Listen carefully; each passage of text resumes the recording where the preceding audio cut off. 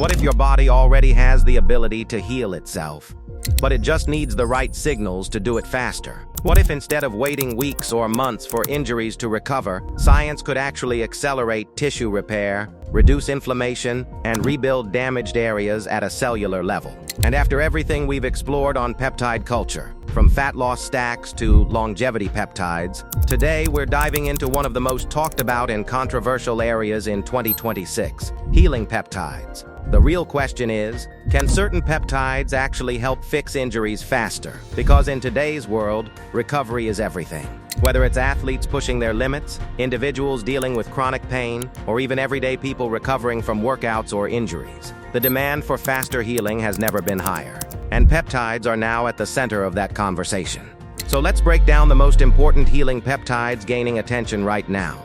What they do, how they work, and what science actually says. Let's start with the most famous one, BPC 157. BPC 157 is often called the healing peptide, and for good reason. It is derived from a protein found in the stomach and is believed to play a role in protecting and repairing tissues. In animal studies, BPC 157 has shown potential to accelerate healing of muscles, tendons, ligaments, and even gut lining.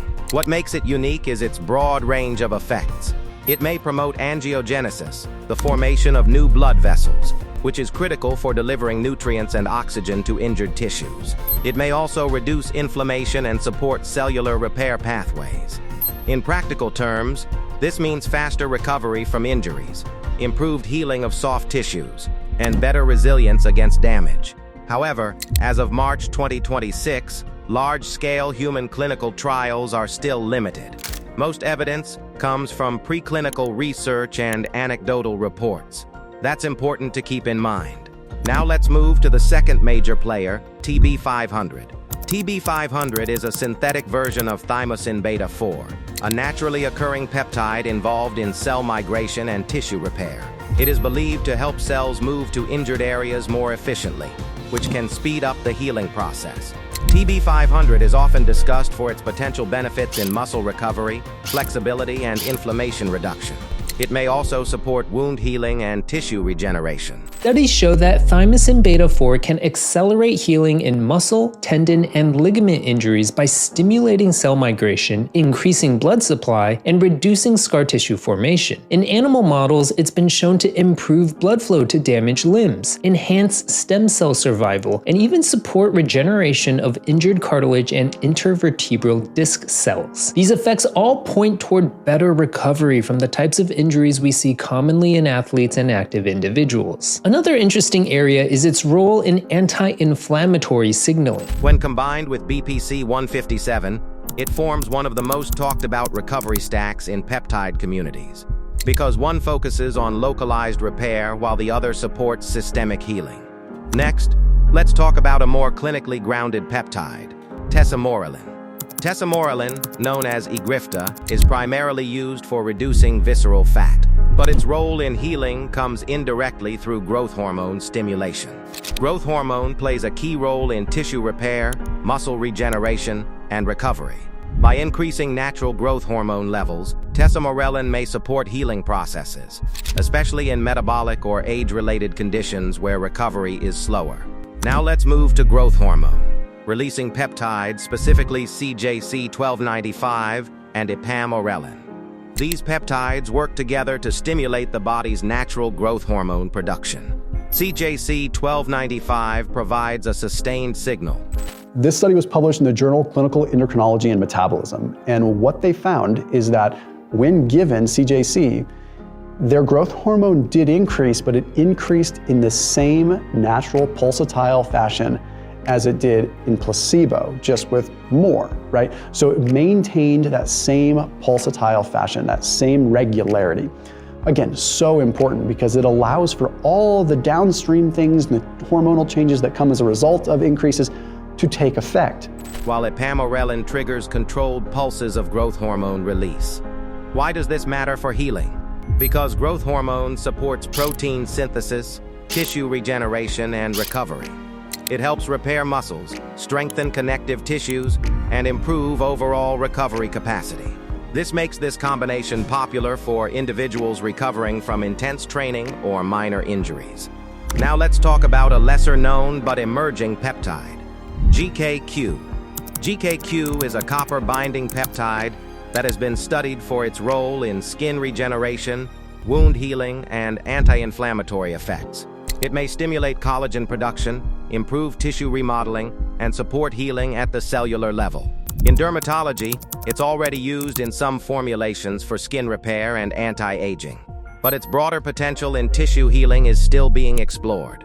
Now here's something important. All these peptides work through different mechanisms. BPC 157 focuses on tissue protection and localized repair. TB 500 supports cell migration and systemic healing. Our kit right here, 1 ml syringe or 100 units. We have our peptide, bacteriostatic water, our alcoholic wipe. Make sure the surface area is clean. So I'll take rubbing alcohol, spray it on. First thing we do, pop the top. Oh, you always want to make sure you clean the rubber stopper here, and then you always want to make sure you clean the rubber stopper here. We need to extract 3 mLs, so 3 full of these syringes, and put it into this one vial. So right here, I put my finger to hold the bacteriostatic bottle like that, and then I'll just kind of pull like this, and as you can see, it's filling up. Growth hormone peptides enhance overall recovery capacity. GQ promotes regeneration and collagen production. This is why combinations or stacks are so popular. They target multiple aspects of healing at once. But here's the reality check. As of 2026, many healing peptides are still considered experimental. Some are not FDA approved for general use. Long-term safety data is limited for several of them, and misuse is rising. People are sourcing peptides from unregulated markets using incorrect dosages and combining compounds without understanding interactions. This is where risk increases. Healing peptides are not magic injections. They do not instantly repair injuries. They support the body's natural healing processes. They don't replace them. And they work best when combined with proper recovery strategies, rest, nutrition, physiotherapy, and gradual return to activity. So what's the real takeaway? Healing peptides represent a powerful shift in how we think about recovery. Instead of just managing pain, we're looking at ways to enhance repair at the biological level. But we're still early in that journey. Some peptides show incredible promise. Others need more research, and all of them require careful, informed use. So now I want to ask you something. If you had access to peptides that could potentially speed up healing and recovery, would you use them? Or would you wait for stronger long-term evidence? Because in the next few years, recovery medicine may change completely, and those who understand it early will have the advantage. If you want real, up-to-date, no-hype breakdowns of peptide science, subscribe to Peptide Culture right now. And tell me in the comments, which healing peptide do you think has the most potential to actually change recovery in the future?